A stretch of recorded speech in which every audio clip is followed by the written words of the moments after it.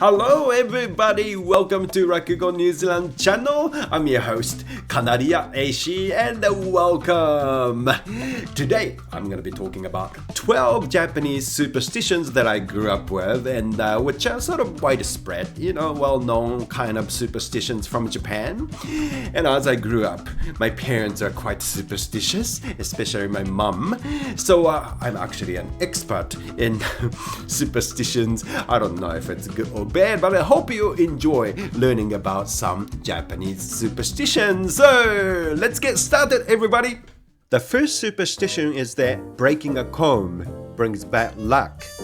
One of the reasons for this belief is that the Japanese word for comb is kushi, and ku rhymes with suffering, and shi rhymes with death. In ancient Japan, combs are considered sacred objects, and breaking one was thought to affect romantic relationships. Here is another one. Whistling at night will attract snakes or evil spirits. I remember hearing this superstition as I grew up, and I heard this is because it was believed that the sound travels farther in the darkness more than in the daylight, and this draws unwanted supernatural attention. Cutting your nails at night will prevent you from being with your parents when they die. Some versions say it will lead to an early death for your parents. My mom still tells me not to cut my nails at night.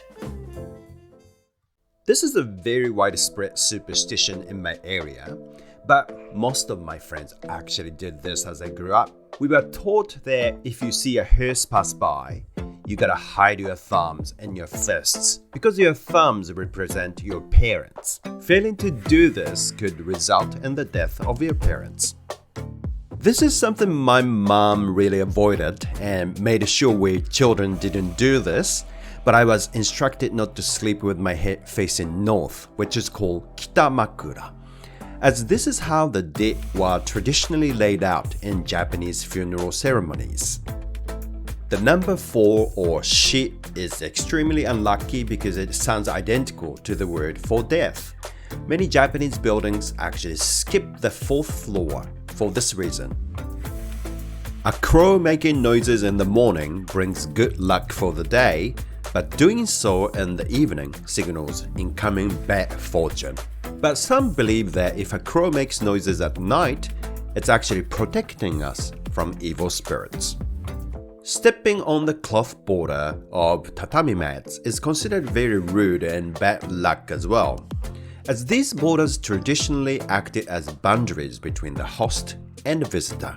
But I have also heard that in the olden days, assassins under the floorboard could aim at the person through the gaps between tatami mats, and this was why they avoided stepping on the cloth border.